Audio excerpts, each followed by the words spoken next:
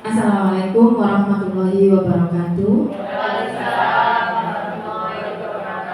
Selamat siang Bapak Ibu yang saya hormati. Mohon izin, mohon waktunya 1 jam ke depan. Kita melaksanakan kegiatan diseminasi budaya positif di sini. Tidak bijak rasanya kalau saya tidak memulai kegiatan ini dengan doa. Untuk itu mohon berkenan kita berdoa sesuai dengan keyakinan kita masing-masing. Berdoa disilakan.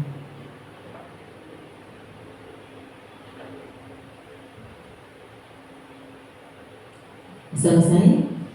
Yang sama-sama kita muliakan ada Kepala UPT SD Negeri 209 Gresik Ibu Yuni Siswati, Sarjana Pendidikan yang senantiasa mohon izin UPT SD Negeri 219 Gresik Ibu Yuni Siswati, Sarjana Pendidikan yang selalu dan senantiasa membersamai saya di setiap kegiatan saya. Terima kasih sekali, dan juga rekan-rekan semua guru yang ada di lembaga kita tercinta ini. Terima kasih sudah meluangkan waktunya hari ini ikut bersama-sama dalam pengimbasan materi modul 1.4 di pendidikan kami, yaitu calon guru penggerak. Hari ini nanti akan saya sampaikan beberapa poin yang nanti akan ada di bentuk kanvas saya. Namun sebelumnya saya ingin menyampaikan perkenalan. Beliau ini ada Ibu Iftah Zuraida selaku fasilitator saya di kelas 129 angkatan 11. Beliau berasal dari Sidoarjo. Jadi membersamai kami selama pendidikan CGP ini dari bulan Juni kemarin sampai insya Allah bulan Desember ke depan. Kemudian ada juga Pak Ahmad Suyuti, sama beliau ini adalah seorang pengajar praktek kelas kami di kelas B. Alhamdulillah luar biasa, beliau alumni dari CGP angkatan pertama. Jadi beliau ini beralamatkan di Kambingan Cerme, dan saya sendiri Ida Ralimawati CGP angkatan 11 di kelas 198B UPT SDN 219 Gresik. Next. Bapak Ibu yang saya hormati, hari ini saya kegiatannya adalah mendiseminasikan budaya positif di modul 1.4. Next. Sebelum kita masuk ke materi, ada sesuatu poin-poin yang harus kita sepakati, di mana peserta masuk tepat waktu. Alhamdulillah bangku yang ada di depan saya sudah terisi penuh. Kemudian berbicara ketika dipersilakan supaya kita tetap bisa menghormati yang lain. Kemudian bersikap terbuka dan menanggapi dan menerima kritikan, dan yang terakhir menghormati peserta lain. Apa perlu kita tambah? Karena saya lihat di sini depannya ada makanan, ada juga minuman, ya. Jadi boleh sambil mendengarkan saya mendiseminasikan budaya positif ini, penjaringan boleh sambil makan atau sambil minum, karena mengingat waktunya memang sudah jam makan siang, ya. Jadi nanti saya tambah sendiri. Baik, budaya positif. Next. Bapak Ibu, budaya positif ini merupakan perwujudan dari nilai-nilai atau keyakinan universal yang ditetapkan sekolah. Untuk menciptakan budaya positif, kita juga butuh lingkungan yang positif supaya dapat mendorong murid untuk mampu berpikir, bertindak, dan mencipta sebagai proses memerdekakan dirinya sehingga murid mampu mandiri dan bertanggung jawab. Lingkungan yang positif seperti apa? Kita tahu kemarin kita sudah yang di depan itu anti-bullying. Berarti sekolah kita sudah mendeklarasikan diri bahwa sekolah ini termasuk sekolah yang ramah anak. Itu juga termasuk salah satu menciptakan lingkungan yang positif. Mohon izin, ada kesalahan teknis deh. Jadi slide-nya belum bisa kita lihat. Bapak Ibu, salah satu menciptakan lingkungan positif itu tadi bullying, di mana kemarin anak-anak sudah bersama-sama termasuk kita juga mendeklarasikan dengan bentuk cap jari yang ada di di papan sudah kita tempel di depan lahan parkir guru. Nah, konsep inti budaya positif ini terdiri atas apa saja? Yang pertama nanti juga akan saya jelaskan, yaitu tentang perubahan paradigma belajar, di mana pembelajaran itu bersifat dinamis bukan statis. Kemudian yang kedua tentang disiplin positif, dilanjutkan dengan kebutuhan dasar manusia dan motivasi perilaku manusia, posisi kontrol guru, keyakinan kelas, dan segitiga restitusi. Next. Kita awali dengan pembelajaran dengan paradigma baru. Pembelajaran dengan paradigma baru merupakan pembelajaran yang dirancang berdasarkan prinsip pembelajaran berdiferensiasi, sehingga para peserta didik belajar sesuai kebutuhannya dan berdasarkan tahapan perkembangan sesuai teori psikologi modern untuk mewujudkan profil pelajar Pancasila. Bapak Ibu, kita tahu masing-masing anak ini punya keunikan sendiri. Mereka punya potensi sendiri. Ibaratnya kalau saya pernah membaca itu, dalam diri seorang anak itu seperti teori gunung es, di mana yang muncul, yang nampak di otak kita, yang nampak di penglihatan kita itu sedikit kemampuannya. Padahal sebenarnya dia punya potensi yang bisa digali. Pernah lihat film Titanic ya? Titanic itu pernah jalan, kapal besar pesiar itu pernah jalan. Seolah-olah nakoda hanya nyerempet si karang es itu, tetapi dari karang es itu bawahnya ternyata membelah kapal itu menjadi dua bagian sehingga tenggelam. Nah, itulah yang disebut dengan teori gunung es. Jadi potensi pada anak itu sangat besar, luar biasa. Kita yang harus bisa memahami potensi itu, kita yang harus bisa menggali potensi itu dengan pembelajaran berdiferensiasi. Makanya mungkin kemarin di awal pembelajaran Bapak Ibu sudah melaksanakan tes diagnostik non kognitif ya, sehingga kita tahu model belajar seperti apa yang mereka inginkan. Mereka gaya belajarnya seperti apa ya. Kemudian pembelajaran paradigma baru ini fokus pada peserta didik sebagai pusat dalam kegiatan pembelajaran. Jadi student center bukan kita yang menjadi center pembelajaran, tetapi anak-anak kita yang mengikuti anak-anak, bukan anak-anak yang mengikuti kita. Melalui rancangan siklus yang berkesinambungan, pembelajaran paradigma baru memberi ruang yang lebih longgar pada pendidik dalam menyusun perencanaan serta merumuskan asesmen yang sesuai dengan kebutuhan peserta didik. Anak-anak sekarang cara belajarnya tidak seperti zaman kita dulu sekolah. Kalau zaman kita dulu sekolah, guru masuk dijelaskan dengan metode ceramah, kemudian sudah mereka dikasih tugas, sudah selesai dikumpulkan, kita koreksi, selesai. Tapi kalau sekarang tidak, anak-anak diajak berdiskusi. Setelah berdiskusi, mereka merumuskan hasil diskusinya, kemudian mempresentasikan di depan. Itu sudah melatih mereka menuju profil pelajar Pancasila, di mana mereka mampu berpikir secara kritis dan punya kreativitas yang tinggi. Next. Baik, lanjut tentang disiplin positif. Bapak Ibu, kata disiplin yang ada di otak kita itu adalah tentang ketaatan. Iya, sama. Di otak saya disiplin itu taat. Memang ini sebenarnya. Ya, tetapi disiplin pada awalnya itu berasal dari kata disiplina, dari bahasa Latin yang artinya adalah belajar. Makna asal dari kata ini berkonotasi dengan disiplin dari diri murid-murid Sokrates dan Plato. Disiplin diri ini membuat orang menggali potensi yang ada dalam dirinya menuju sebuah tujuan apa yang dia hargai. Namun dalam budaya kita, makna kata disiplin telah bergeser menjadi sesuatu yang dilakukan seseorang pada orang lain untuk mendapatkan kepatuhan. Jadi makna disiplin dari kata belajar ini bergeser maknanya menjadi patuh atau taat. Yang kita pahami sekarang, oh anak itu disiplin, berarti dia sudah melaksanakan kepatuhan terhadap aturan yang telah dibuat. Next.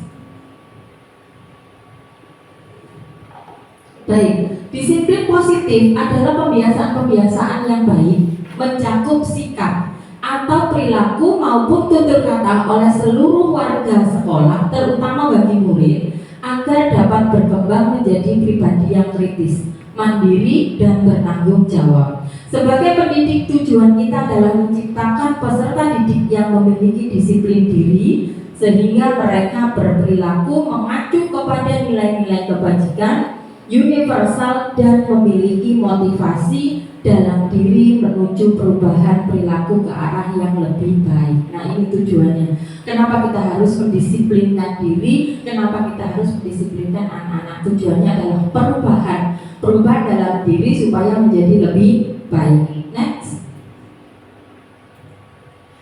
Baik, kita akan lanjut ke membahas kebutuhan dasar manusia. Sebelumnya mungkin ada yang perlu ditanggapi untuk disiplin?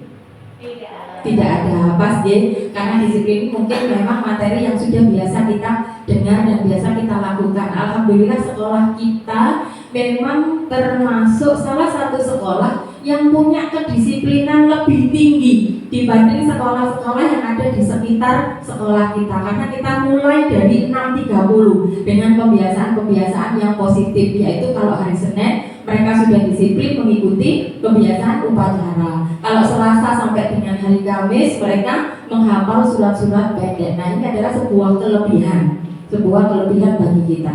Kebutuhan dasar manusia merupakan suatu yang kita lakukan untuk mendapatkan apa yang kita inginkan. Namanya juga kebutuhan, ya. Seluruh tindakan yang kita lakukan memiliki tujuan. Semua usaha terbaik yang kita lakukan agar kebutuhan dasar kita terpenuhi dengan baik.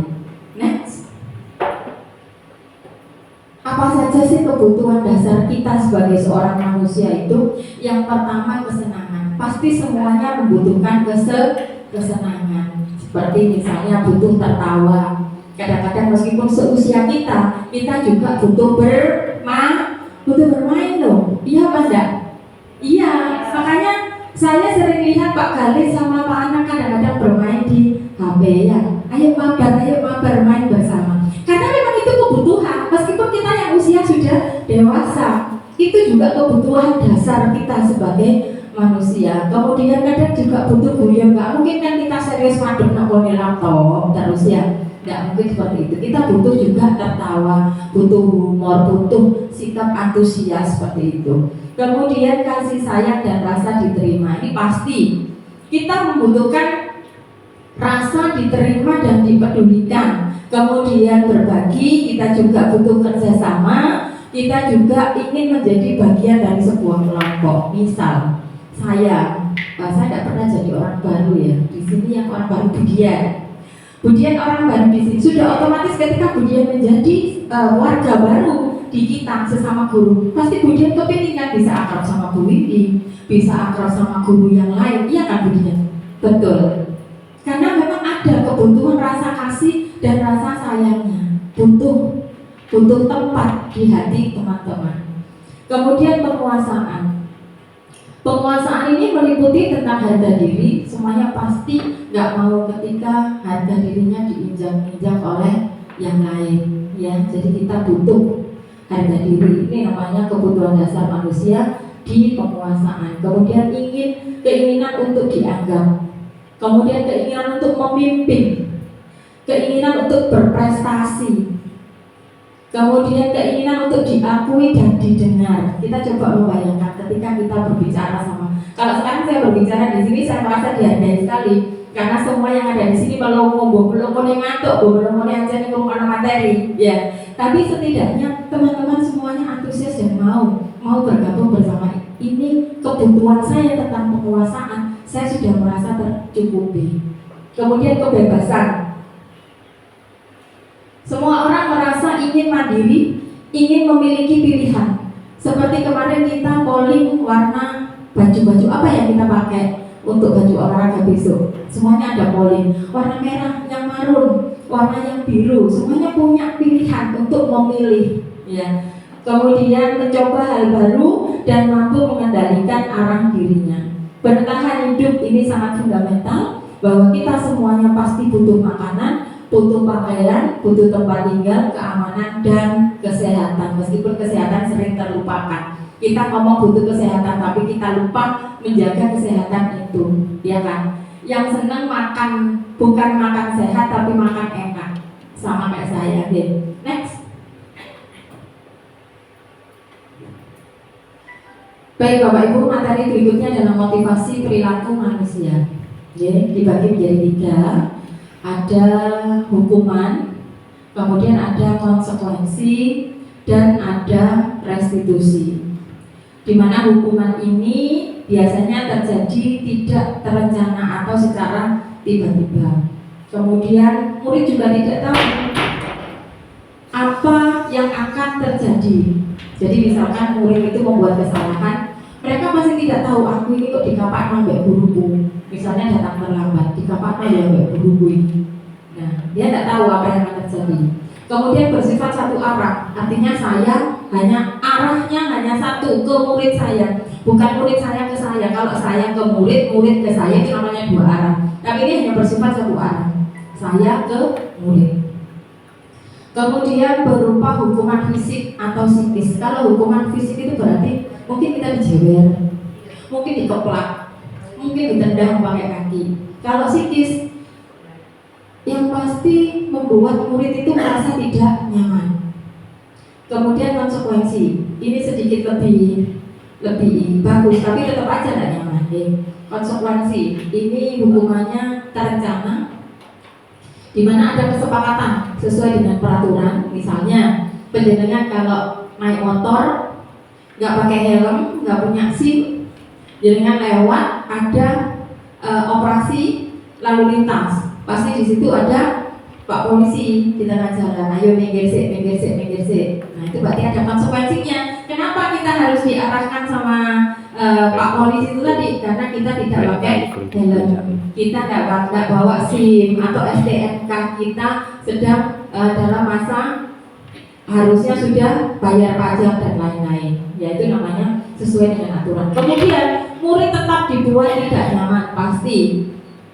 Dan sikap guru selalu memonitor murid, ngawasi ya kita. Padahal kadang-kadang kita kan nggak punya kesempatan untuk ngawasi. Satu murid di sini diawasi, yang sini bisa jadi bikin masalah. Yang belakang diawasi, yang depan yang bikin masalah. Lanjut restitusi. Nah, restitusi ini adalah jenis motivasi perilaku manusia yang paling ideal, di mana prosesnya menciptakan kondisi bagi murid untuk memperbaiki kesalahan, sehingga ketika ada murid yang melakukan kesalahan, mereka bukan hanya merasa bersalah tetapi memperbaiki dirinya supaya tidak mengulang kesalahannya kembali.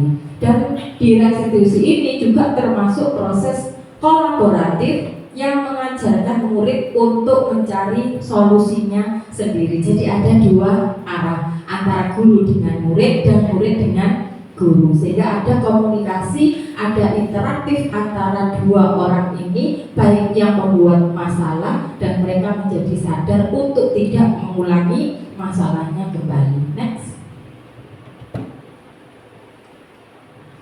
Bapak Ibu, saya gambarkan di posisi kontrol, mohon izin ya, biar saya tidak terlalu di depan terus.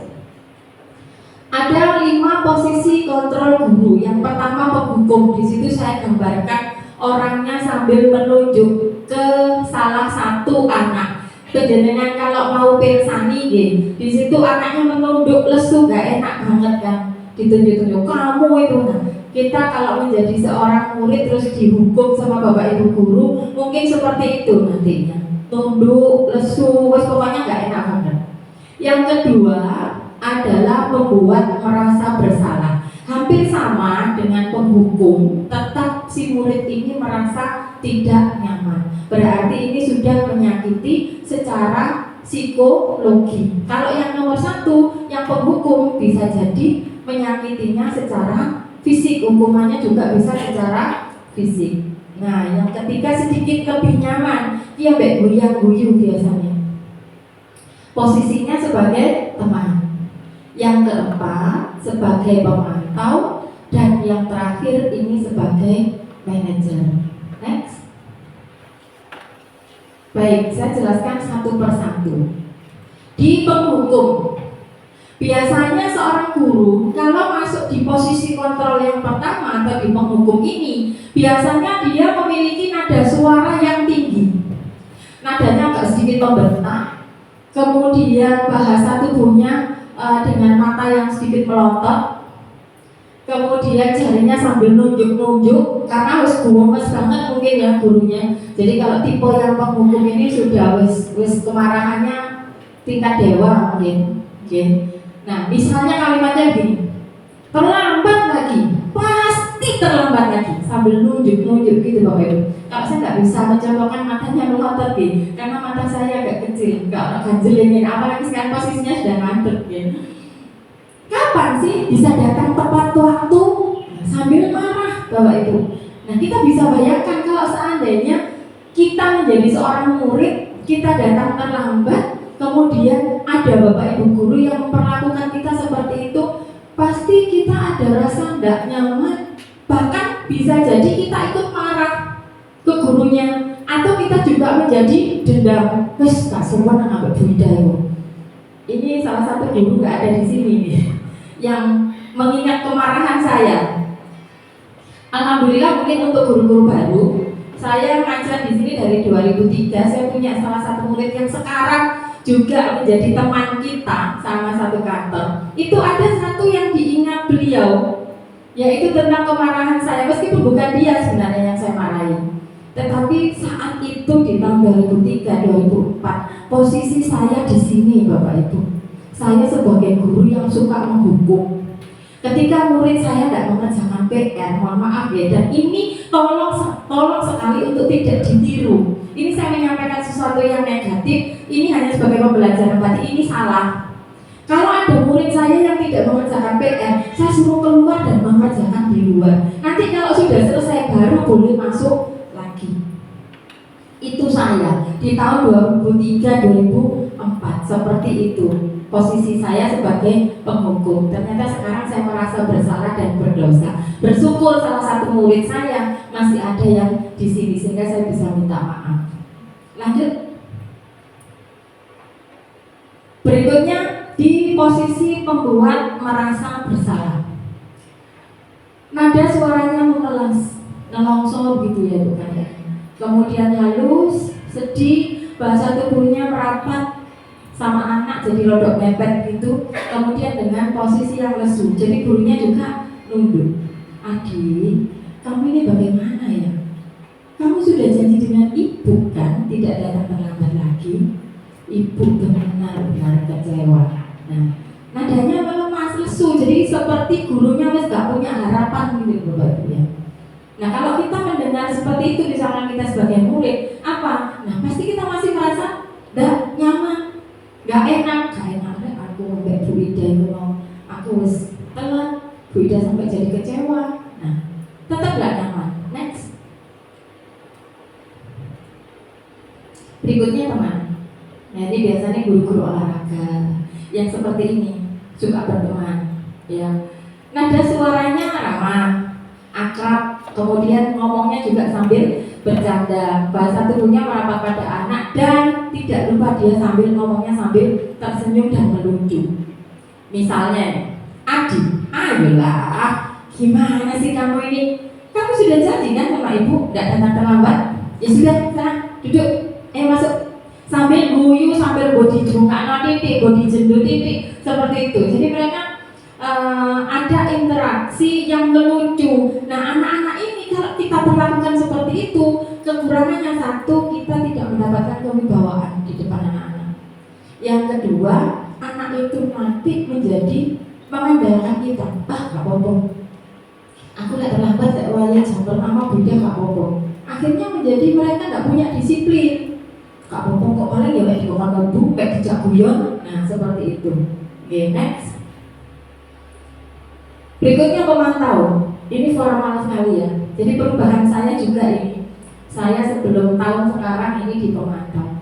Nada suaranya datar, bahasa tubuhnya formal. Meskipun ada interaksi tetapi datar aja gitu loh Bapak Ibu. Nggak ada feel-nya. Sehingga kedekatan dengan murid itu kurang. Adi, tahu gak kamu jam berapa kelas dimulai? Kamu sudah sudah terlambat 15 menit loh. Tahu konsekuensinya? Nanti jam istirahat kamu harus tetap di kelas dan selesaikan tugas kamu. Ada konsekuensi Bapak Ibu. Meskipun bukan berupa hukuman, ya. Tetap kita sebagai murid jika diperlakukan seperti ini juga pasti merasa tidak nyaman. Next. Nah, ini yang terakhir, posisi kontrol seorang guru sebagai manajer. Biasanya nada suaranya tulus, kemudian bahasa tubuhnya tidak kaku, fleksibel banget, feel-nya dapat, mendekat sama murid. Adik, tahukah kamu jam berapa kelas dimulai? Kamu sudah terlambat 15 menit loh. Kira-kira bagaimana kamu memperbaiki masalah ini? Apakah besok ada masalah lagi untuk datang terlambat? Besok bisa hadir tepat waktu. Kita enak ngomongnya, lembut ke anak sehingga mereka juga merasa nyaman. Yang awalnya saya takut kalau datang telat ini, tapi dengan bahasa kita yang seperti ini, mereka tidak ketakutan, tetapi mereka sadar, iya, saya telat, besok saya nggak boleh telat lagi. Next. Ini contoh lain penerapan 5 posisi kontrol guru ya. Di penghukum misalnya ketika ada murid yang tidak mengerjakan tugas yang diberikan oleh guru, kalau misalnya kita sebagai penghukum, kita berdiri di depan kelas dengan sebelah tangan di pinggang, korek ini loh. Ada murid nggak mengerjakan PR? Sama ini nggak mengerjakan PR? Kali nggak mengerjakan PR? Seperti itu penghukum, ya, seperti itu. Oh iya, betul. Gak mau sekolah, soalnya apa, gurunya galak. Ya, gak mau sekolah, besoknya lagi mau datang ke sekolah dianterin sama mamanya. Akhirnya kita gak ngomong anak ini Bapak Ibu, jadi ngomong mamanya. Belum lagi sekarang kita tahu sosial media itu luar biasa, di videoin sama salah satu wali murid misalnya. Kemudian kita diviralkan di TikTok, bodoh opo. Akhirnya mencoreng bukan hanya nama baik kita, tetapi nama baik lembaga. Tadi ada pelajaran yang luar biasa tadi ketika ada demo masak tadi. Orang terkenal itu ada 2, ya. Karena prestasi yang pertama, yang kedua karena sensasi gitu. Nah, iya, kalau karena prestasi memang bagus kita menunjukkan prestasi kita sebagai apa yang positif. Tapi kalau karena sensasi, nah ini kayak yang sekop-sekop itu kan karena sensasinya. Jadi sebenarnya prestasinya apa sih? Tidak ada. Ya Mas Lukman ya. Ben boten ngantuk kena sekop-sekop Pak Lukman. Ya. Oke, kita lanjut dengan membuat merasa bersalah. Misalnya kalimatnya begini. Kesekian kali ibu sudah ingatkan, kamu senang ibu terus-terusan gini. Ini dulu saya sering katakan kalimat ini ke anak saya. Anak saya nomor 1, dulu juga alumni sini. Memang anaknya itu luar biasa, jago tawur. Jadi kalau dia itu temperamental. Jadi kalau segala sesuatu yang ada dirinya terusik, baik itu waktunya atau mainannya atau barangnya atau apanya, bahkan ketika dia mengerjakan soal kemudian dicontek sama temannya, dia tidak mau sekali. Akhirnya dia ngeplak koncone. Setelah ngeplak koncone pasti pada kendele kan Bapak Ibu nggih. Koncone kalau ngeplak terjadilah keplak-keplakan. Akhirnya karena saya merasa ya sedikit malu ngaki kibat dari guru nopo niki ini, kok anakku kayak ngono saya panggil ke kantor dan kalimat ini yang sering saya ucapkan. Kamu suka? Mama kalau seperti ini terus kamu suka? Gitu. Ternyata itu juga salah. Ya. Kemudian sebagai teman, misalnya kalimatnya begini, ayo dong selesaikan tugasnya. Nanti kalau sudah kita main lagi. Nah, kalau ada kata main lagi, berarti anak dalam mengerjakan tugas itu bukan ingin menyelesaikan tugasnya, tetapi ingin mainnya. Sehingga tugas itu hanya syarat, bah benar, bah salah, asal-asalan mereka kalau mengerjakan. Lanjut dengan pemantau. Kamu sudah bersalah dan tahu kan konsekuensinya. Sekarang selesaikan dan kumpulkan. Datar sekali ya Bapak Ibu, tetap aja tidak nyaman. Yang paling nyaman yang posisi terakhir yaitu sebagai manajer. Apa kamu tahu kesalahan kamu Keyakinan keras apa yang kamu lakukan? Apa yang akan kamu lakukan untuk menyelesaikannya? Sehingga anak ini kita ajak berkomunikasi, kita ajak untuk tahu apa kesalahannya, kemudian dia bisa membuat keputusan bagaimana dia menyelesaikan masalah itu, bukan menutupi masalahnya, tetapi menyelesaikan, mencari solusinya. Next.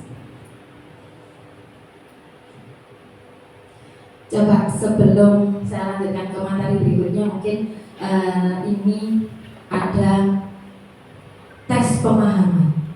Kita sudah betul-betul paham nggak dengan 5 posisi kontrol kita sebagai seorang guru? Kalau misalkan ada kalimat gini, saya kecewa sekali sama kamu. Kira-kira posisi kontrolnya apa, Ibu? Ya, pembuat rasa bersalah karena ada kata kunci kecewa. Next, Pak Khalid. Tereng. Iya, pembuat merasa bersalah. Next. Berikutnya, kalau ada kalimat kamu tidak pernah benar, sering, sekarang keliling lapangan 3 kali. Iya, pasti menghukum. Kata kuncinya ada hukuman keliling. Kali dihukum karena. Oh iya, Mas kali dihukum karena nggak mengerjakan PR-nya. Suka telat juga ini Bu, Pak Kali Bu. Banyak kabar kayaknya. Iya.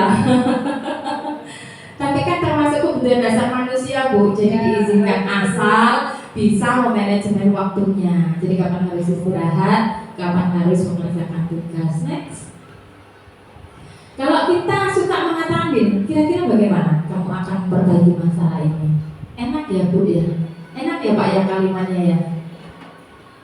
Tentram gitu. Nah, berarti ini kita di manajer.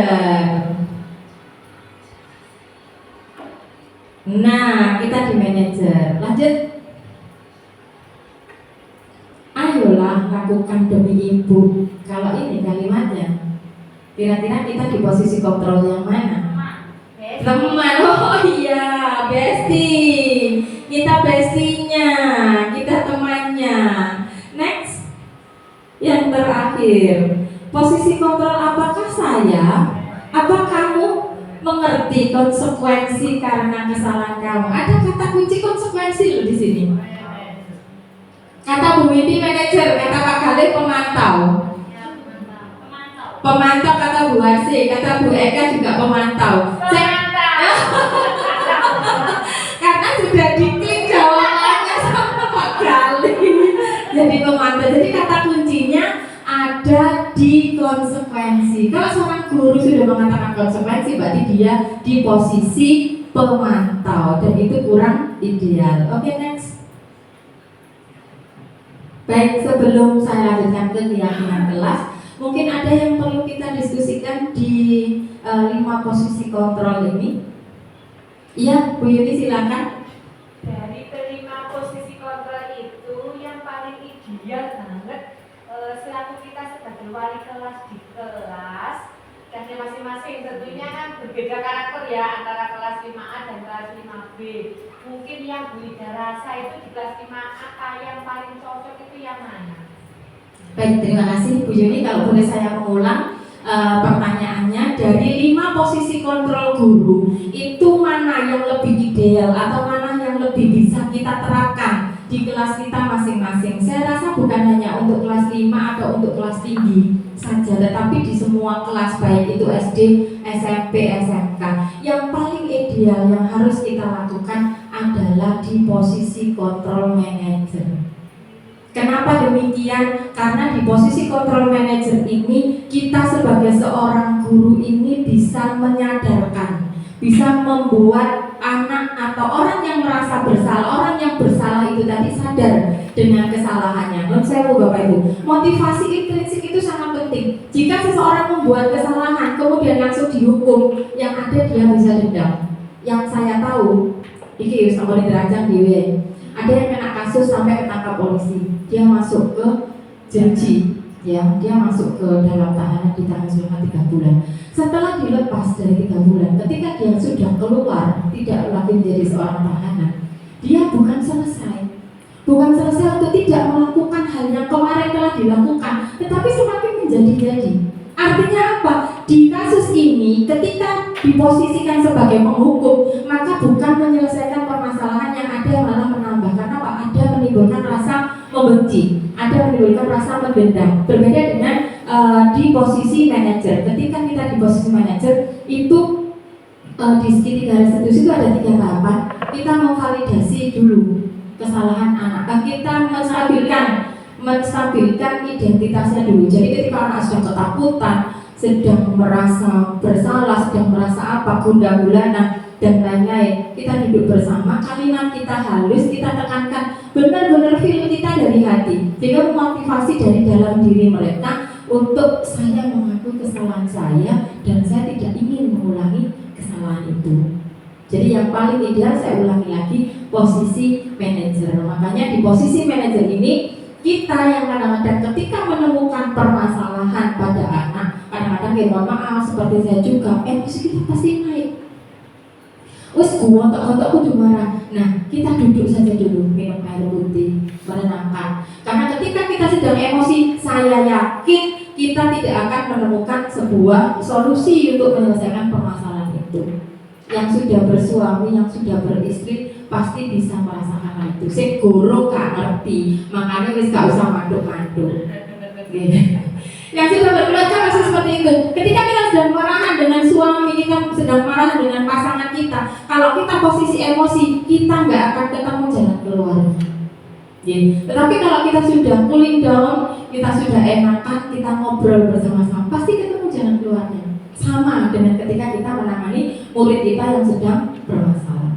Begitu Bu Yuni jawaban saya, mudah-mudahan bisa membantu. Kembali kasih. Baik, saya lanjutkan ke keyakinan kelas. Keyakinan kelas merupakan kesepakatan kelas yang diyakini bersama guru dan murid. Harapannya dapat meningkatkan kedisiplinan murid. Keyakinan kelas ini berupa pernyataan yang universal, dibuat dalam bentuk positif, sifatnya abstrak dan tidak terlalu banyak sehingga mudah diingat dan dipahami. Next. Nah, ini adalah langkah pembuatannya. Yang pertama Bapak Ibu, mungkin kalau ada yang belum, besok atau setelah lomba Agustusan kita bisa mulai sama-sama. Alhamdulillah kalau kelas saya sudah, meskipun dengan komposisi yang sangat sederhana. Saya tahu kelasnya Bu Eka juga sudah melakukan, mudah-mudahan kelasnya Bu Asih juga sudah melakukan. Nah, langkah pembuatannya adalah demikian. Mohon diingat ya, bukan peraturan kelas, tetapi dan juga bukan tata tertib kelas, tetapi keyakinan kelas. Yang pertama, mari kita mendiskusikan pentingnya kesepakatan kelas. Kenapa sih kita harus bikin kesepakatan? Kita tanya, kita diskusi sama anak-anak.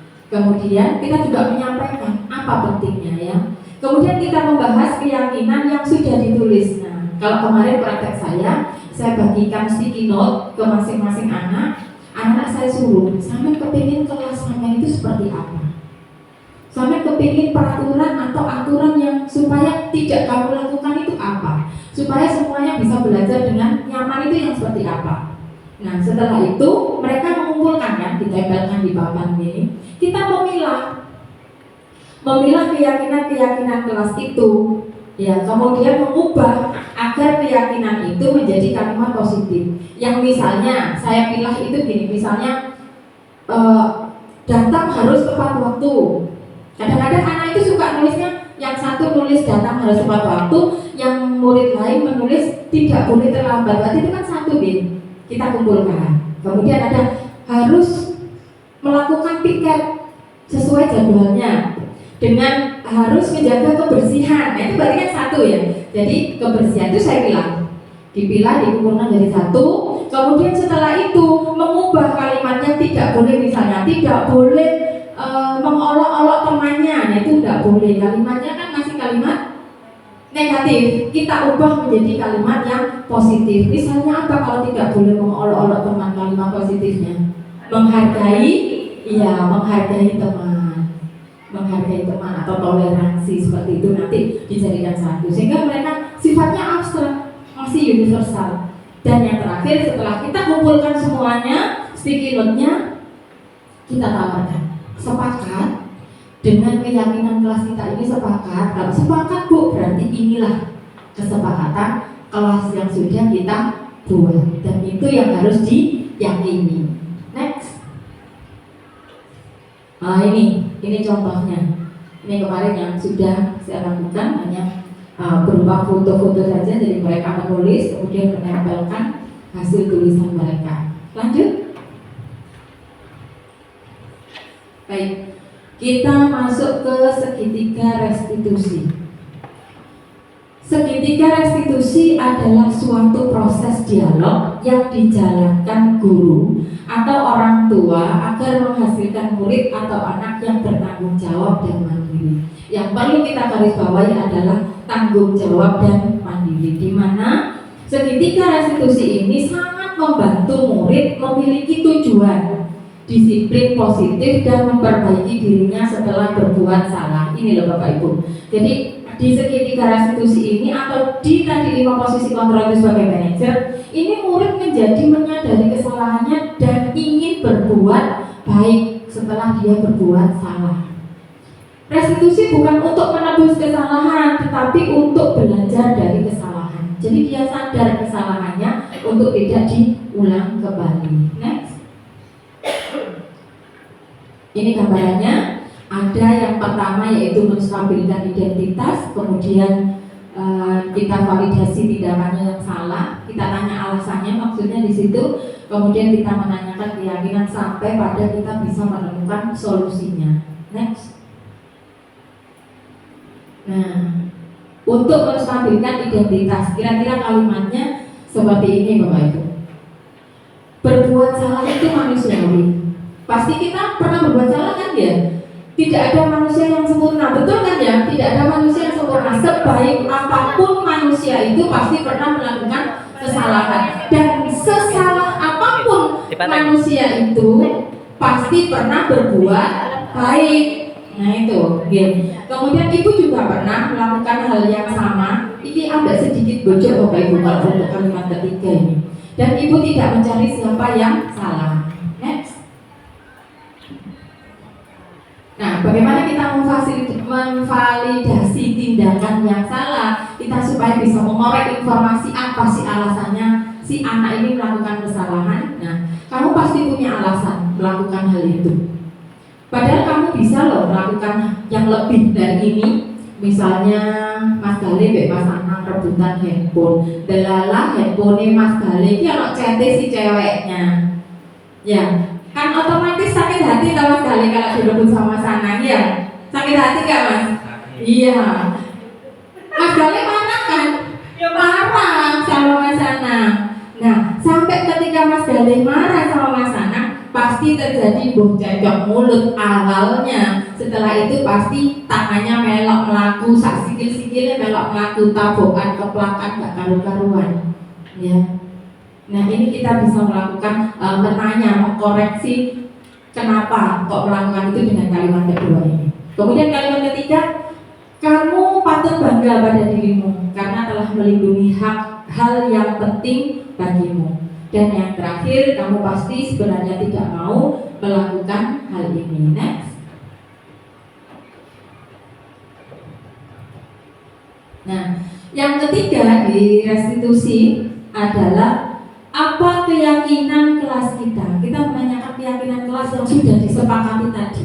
Kira-kira mana yang dilanggar oleh anak itu tadi. Kemudian nilai apa yang telah kita sepakati itu juga bisa kalimatnya. Kalimat ketiga, seperti apa gambaran kelas yang ideal menurut kamu? Dan yang terakhir, kamu mau jadi orang yang seperti apa? Seperti itu.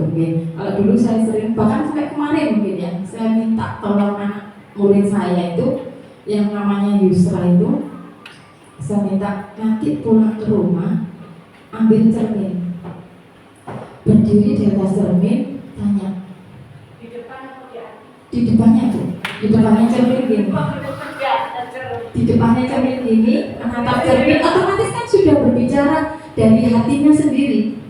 Tanya, kamu kepingin menjadi apa? Jadi situ tuh kita benar-benar di talk gitu loh, berbicara dengan diri kita sendiri, menawarkan kepada diri kita sendiri itu memasukkan energi yang positif untuk dirinya sendiri. Next. Nah, ini salah satu contoh penerapan kelas yang sudah saya lakukan.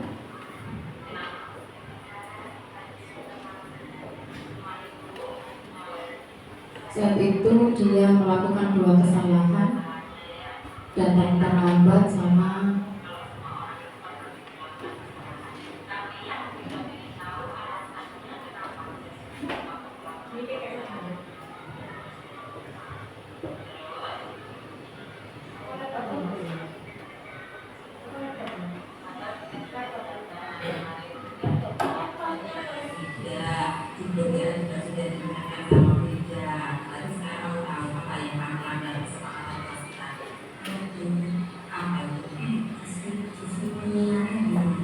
penting nggak tentang sangat penting. Baiklah, kamu sekarang kalau kamu dan menyadarinya dan tahu ke depannya kamu mau melakukan seperti apa. Saya minta maaf silakan dengan itu. Baiklah, terima kasih tidak minta besok tidak bilang lagi. Ya, sekarang kamu bisa keluar, bisa mengikuti kegiatan ya. Terima kasih sama-sama. Next kali masih ada. Next video. harusnya masih ada satu ya, tapi nggak masuk ke videonya. Ada testimoni, sehingga ketika selesai saya duduk berdua sama Jasnifa ini, saya tanya, Jasnifa, gimana perasaan kamu setelah melanggar aturan, kemudian duduk berdua sama Bu Ida, ditanya-tanya sama Bu Ida, kemudian kamu mengaku kesalahannya. Gak apa-apa Bu, saya cuma dinasehati, saya diarahkan sama Bu Ida, jadi saya tidak merasa sakit hati, saya senang dan besok saya tidak mengulanginya lagi. Berarti di posisi segitiga restitusi ini sudah tercapai. Dan sebagai penutup kegiatan kita pada siang hari ini ada penguatan, di mana satu kalimat yang bisa saya ambil sebagai kesimpulan di sini adalah dengan memahami segitiga restitusi, kita dapat melihat perilaku murid bukan sebagai masalah yang perlu dikendalikan, melainkan sebagai bentuk komunikasi kebutuhan yang belum terpenuhi. Dan fokusnya dari menghukum menjadi memulihkan atau mengembangkan. Sehingga ketika anak-anak itu membuat masalah yang menurut kita itu sudah melanggar aturan, melanggar kesepakatan kelas yang sudah dibuat bersama-sama, jangan anggap mereka bersalah, tapi mari kita rangkul dengan penuh kesabaran kita, karena bagaimanapun juga kita ini adalah ibu bagi mereka ketika di sekolah. Oke, Bapak Ibu seperti itu. Terakhir mungkin terima kasih. Thank you. Beri tepuk tangannya untuk saya. Terima kasih Bapak Ibu waktunya untuk saya. Sekali lagi saya mohon maaf sudah mengganggu waktunya, tapi saya merasa materi ini penting untuk saya sampaikan. Mudah-mudahan sedikit yang saya sampaikan dan sedikit pengetahuan saya yang saya imbaskan hari ini bisa sama-sama bermanfaat untuk membawa sekolah kita menjadi lebih baik. Sebagai penutup saya mohon Ibu Yuni selaku Kepala UPT SDN 219 Gresik untuk memberikan nasihat buat saya khususnya dan buat teman-teman umumnya. Kami persilakan.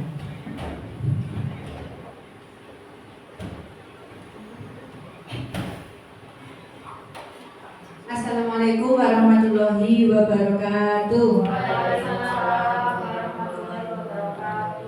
Terima kasih Bu Ida atas kepercayaannya masih memberikan saya kesempatan untuk berbicara di depan teman-teman. Alhamdulillah, terima kasih juga teman-teman semuanya, guru-guru UPT SDN 219 Gresik. Pada siang hari ini meskipun lelah menderak, tapi jenengan semua masih tetap semangat mengikuti diseminasi calon guru penggerak angkatan 11. Semoga apa yang jenengan terima dan disampaikan Bu Ida tadi bisa menjadikan bekal kita ke depannya untuk penerapan implementasi kurikulum merdeka secara tuntas mulai dari kelas 1 sampai dengan kelas 6. sehingga jenengan bisa menjadi benar-benar menjadi seorang guru yang sangat dirindukan oleh anak-anak, karena setiap hari ada kejutan. Oh, Bu Dita hari ini membawa wortel, besok Pak Anang membawa mangga. Nah, dengan begitu apa yang akan diperbuat Bu Dita dan Pak Anang itu? Kejutannya selalu dinantikan. Dengan begitu anak-anak merasa rindu dengan jenengan semua. Tepuk tangan untuk kita semua. Dan juga semoga dengan adanya calon guru penggerak Bu Eka angkatan 10, Bu Ida dan Bu Wase ada di angkatan 11, semoga juga menginspirasi teman-teman yang sudah P3K terutama dan yang belum, tapi yang sudah memenuhi syarat. Karena ternyata ada syaratnya Bapak Ibu, harus sudah di PKB itu sudah 5 tahun mengajar. Semoga dengan yang sudah memenuhi syarat itu nanti diberikan kemudahan untuk ikut seleksi CGP di angkatan 12 dan angkatan selanjutnya. Nanti bonusnya luar biasa loh. Insya Allah kalau yang PNS bisa langsung jadi kepala sekolah.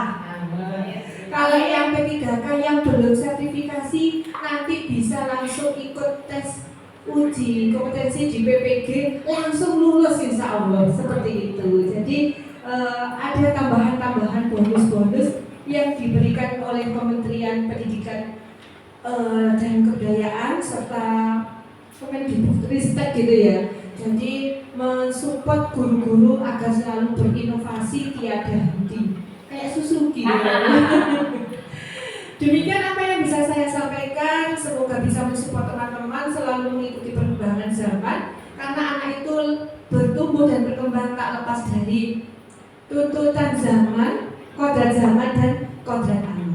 Saya akhiri wabillahi taufiq wal hidayah. Assalamualaikum warahmatullahi wabarakatuh. Terima kasih Bu Yuni selaku Kepala UPT SDN 29 Gresik. Tadi sudah disampaikan bonusnya untuk PNS menjadi kepala sekolah, untuk P3K menjadi dipermudah ketika jalan ke PPG-nya. Tapi menurut saya Ibu, bonus yang lebih penting adalah pembelajaran yang saya terima. Jadi kita di sini seperti kuliah S2 teman-teman, yang bukan cuma tugasnya tapi betul-betul pembelajarannya. Kita menjadi semakin pintar dan semakin bisa bagaimana kita membersamai peserta didik kita. Baik teman-teman, itu saja yang bisa saya sampaikan hari ini. Mudah-mudahan bermanfaat dan saya tutup dengan alhamdulillah rabbil alamin. Semua assalamualaikum warahmatullahi wabarakatuh. Waalaikumsalam warahmatullahi wabarakatuh.